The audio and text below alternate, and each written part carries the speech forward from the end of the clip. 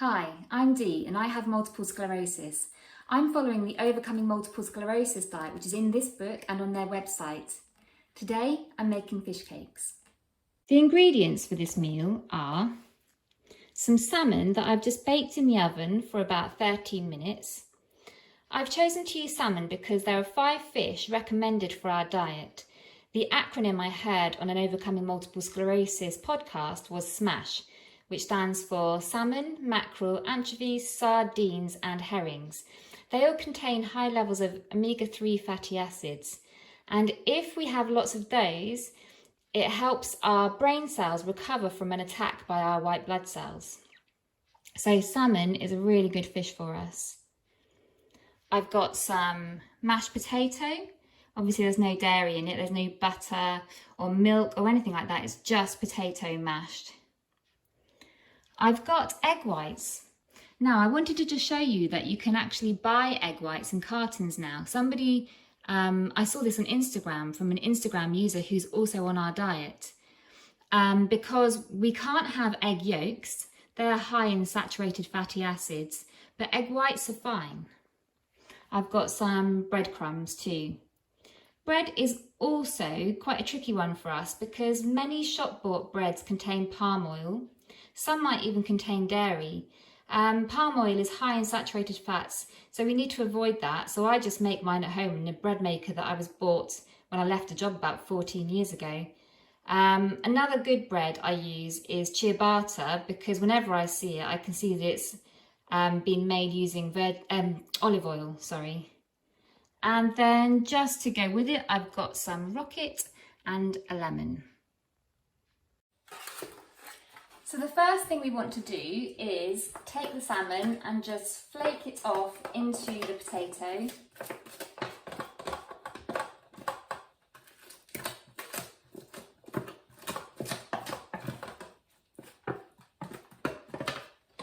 I just used 4 Maris Piper potatoes, quite large. I wanted the ratio to be approximately half fish, half potato. Now I'm going to give it a really good mix. Some people would blend this, and that might be your preference. I like it quite chunky, so I'm just going to give it a mix.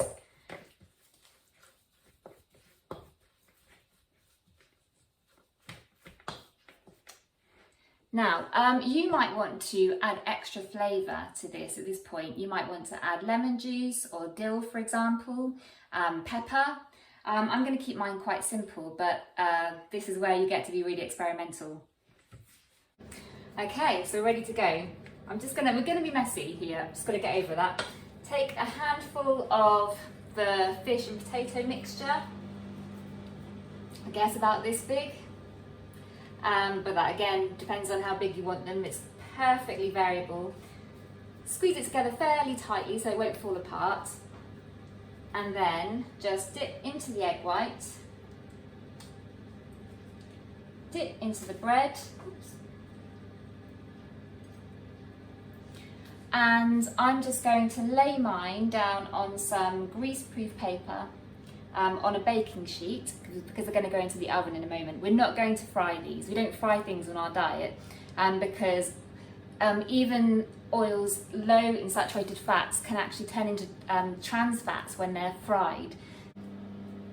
And the thing about trans fats is they have very similar properties to saturated fatty acids, which if our neurons in our brain are covered by those, make them quite unable to resist attack by our white blood cells. And that's why we have a diet low in saturated fats and high in unsaturated fats. The omega-3 fatty acids give our membrane a really good structure. There, I have deliberately made more than I need today because what I'm going to do is freeze the others. If I just keep them separated in a tub in the freezer with some greaseproof paper between each one, that means that I can separate them and just have as many as I need. This really helps because ready meals that suit our diet are not readily available at all, so it's really good to have something quick and easy to reheat in the freezer. I've got the oven set at 180 degrees C. I'm going to pop these in for about 12 minutes. So I've just got the fish cakes out of the oven. I wanted to leave the dressing of the rocket until the very last minute so it didn't go soggy. So I'm now going to just put a really generous amount of lemon juice on here because otherwise this could be quite dry. There you go, and place my fish cakes on top. And there you go, MS friendly fish cakes.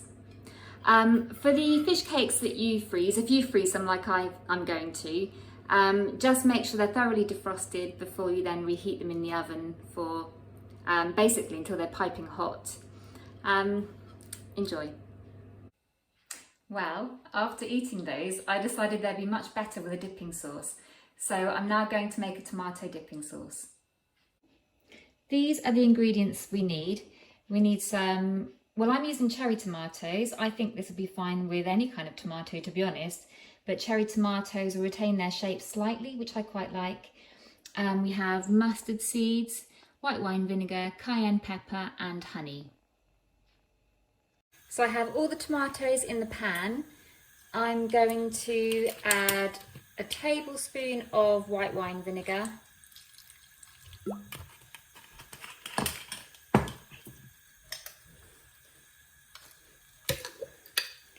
a small teaspoon of mustard seeds,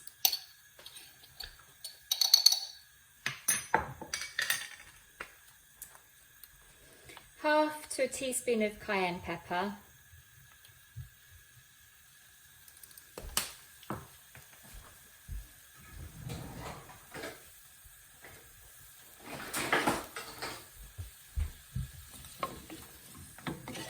give it a good stir, and then the thing is what we need to do is keep tasting it now.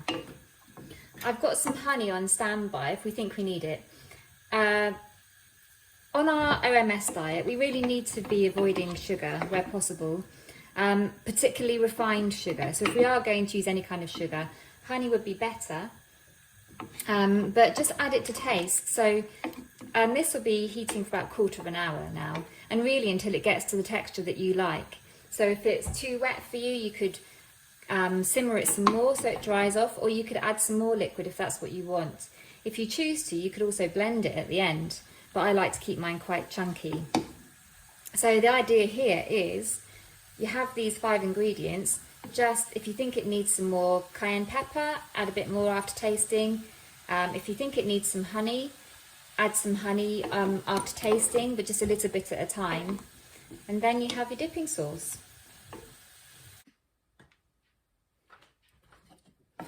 There, so this is how I like it. I like it quite chunky. I end up scooping it on top of whatever I'm eating it with. But you might choose to really crush it down. You can often do that to the point where you can just completely remove the skins if that's what you prefer. Or you could blend it, as I said. Whatever works for you, just make sure you get the flavour right first. You might choose to make this in bulk and then freeze it. It's absolutely fine to freeze. Thank you very much for watching.